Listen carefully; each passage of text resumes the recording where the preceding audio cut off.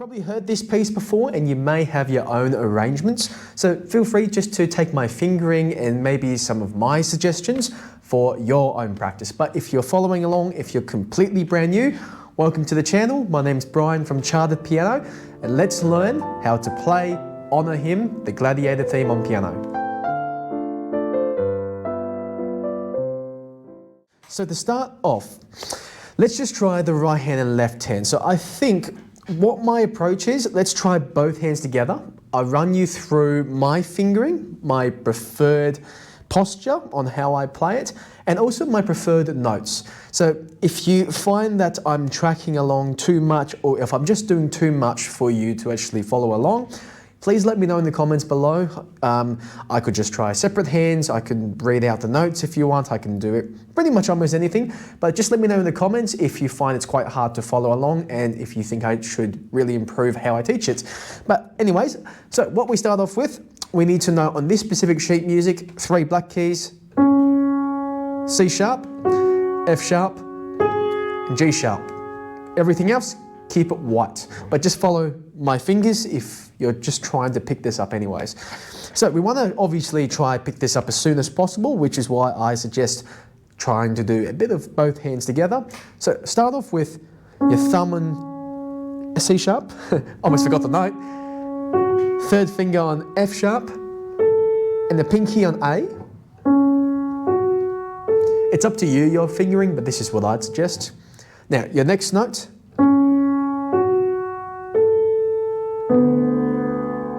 so I want my thumb on the B, hopefully the left hand can see it, pinky on D. Then once you've got that,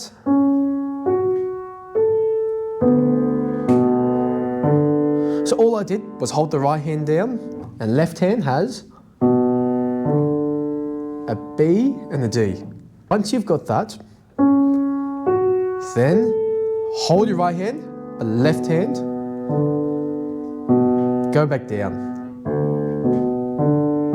I don't want to spend too long repeating the same thing. Mostly, the pattern in this piece, it's sort of the upward motion and coming down with the same notes. So watch my next note, in left hand specifically.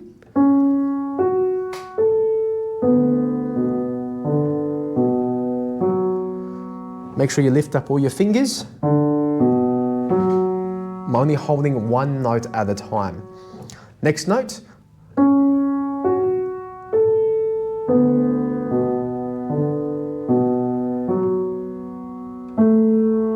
I can use a 3rd finger, then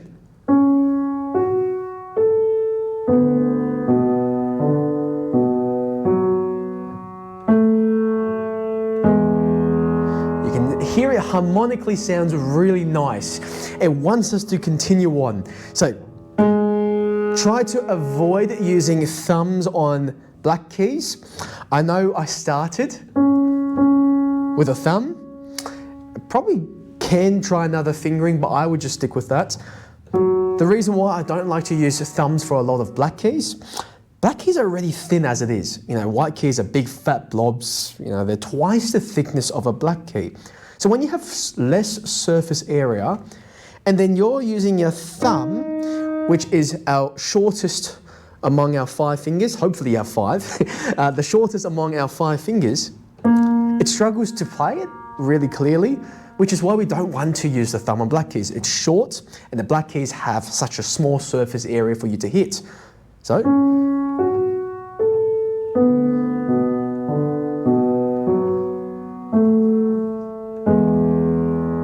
I use the 2nd finger. Left hand's on E. If that's good, my left hand looks like this, in the next coming notes, I should say. So you can see I go from E, B, E, so I go up, and then go down to a B, and then I go back up to an E. So it's not too tricky. So when I put this together, it sounds like this.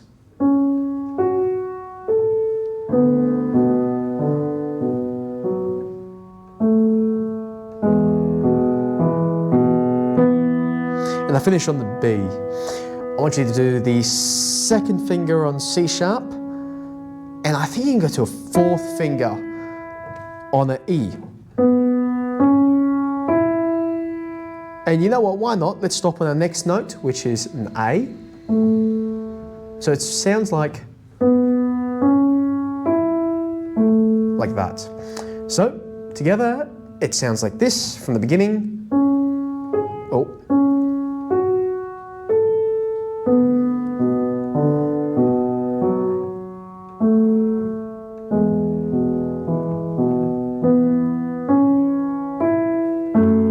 And make sure your left hand's on the F sharp on the black key. And then you'll see there's a pattern in the left hand. It goes from it goes from F to C to F, and it goes back down to an F, and it goes back down to a C. I'm getting my C's and F's mixed up. It goes from F, C, F, back down to a C, and it goes back to an F. That's a good pattern to recognize, and you know, the rest of this piece is just pattern reading. So once you've got the hang of that, then let's continue our left hand, which is C, F, C, F. It sounds like.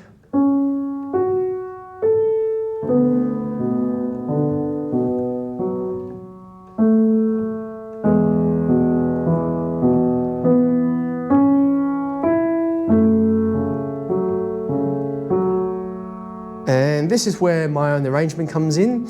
I do a G sharp in the right hand, E and B in left hand,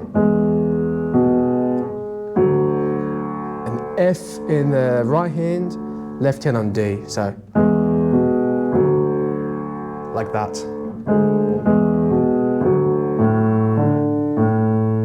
And then, so a lot of this is pattern.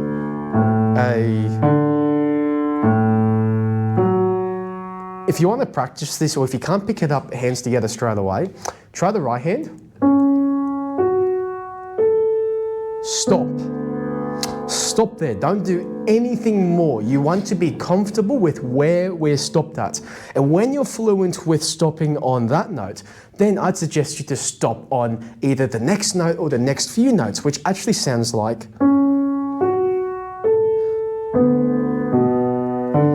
Let's say I just want to practice that, so I'll just stop there a few times. And if you're pretty good with that, then you can stop on the next few notes. So really be flexible. You don't need to practice this from top to the end of this line or the end of the song. You don't need to practice this over and over again. And I stress this out to my students who actually do this, and they work really hard. You know, they practice 3 hours a day, and they're working jobs, they're at school. But when they're coming in to show me their progress, I'm not seeing too much, and I'm seeing more quantity over quality. So just make sure when you're practicing, if it doesn't work straight away, try change it up and try a different practice method. Try stop on specific notes. And then you can stop on the next couple of notes. Stop there.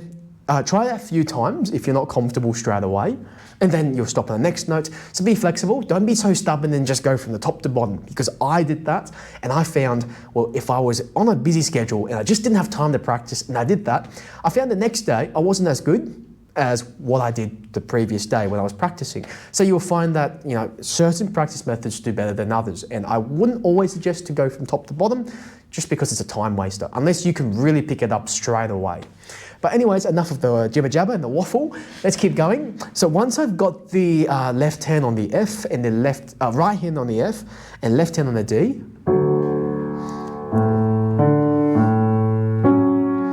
I go back to my C sharp. I can use my thumb, or you can use really anything, but you can just copy me if you don't know.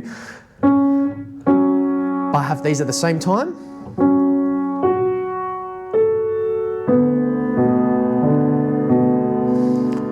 And generally it's sort of just a repeat. So what it sounds like so far for the first line, or probably the only part that you came to this video for, I don't think, it's up to you if you want a part two, if you want to even have me put my time out to come and make a part two. But I think for now, most of you just want to hear and play something in front of someone. Maybe you've just heard this piece and you've dreaded on the piano, you're thinking, oh, I want to pick this up, or I want to learn this, but it'll just take too long. Well, here's why. I'm just going to show you why it doesn't take too long. So it should sound like this once you've tried either copy me, trying to copycat exactly what I've been doing in the first 10 or so minutes in this video, or you could have tried that stopping.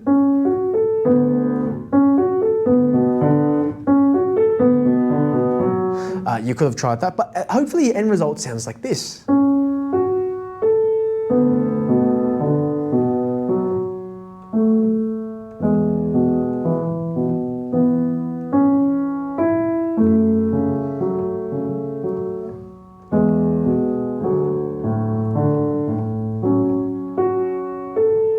Hope this sounds like that.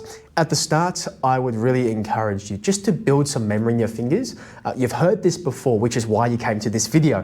You wouldn't have clicked this video if you didn't know what this song sounded like. So that's a really good thing already. So you don't need to worry about your long notes, your short notes. You'll know if you play a wrong note as well. But the only thing I would just stress is pick your practice right. Either do hands together or separately. And if you try the hands together, don't just go from top to bottom and rely off that practice. It works for certain people and for certain sections of a song. But if you're finding trouble, stop in specific sections, stop in specific notes. I usually stop on the first note of each bar, or I would stop at the first note of each bar and the middle of each bar. So that's sort of where I stop at if I'm struggling with my pieces. Hopefully this is a nice detailed video, and this will just be part one. I don't want to make a full tutorial just for you yet in case you don't even make it to this part of the video. But if you really do enjoy this and you want a part two, please let me know in the comments below. And if you have any suggestions, or if this practice method or the way I'm explaining it is just too confusing for you to pick up, please let me know. I will adjust my teaching. My goal is really just to help you. And I know you just want to go out, play a piece. You want to just pick it up straight away, and you want to learn the popular stuff. You don't want to go through really technical scales and grades, which is why, please let me know if this is helping you, if you think I should explain this a little bit more, and I would definitely try that for the next few videos. But thanks once again for watching, and if there's a part two, or I'll make other videos, I'll see you then.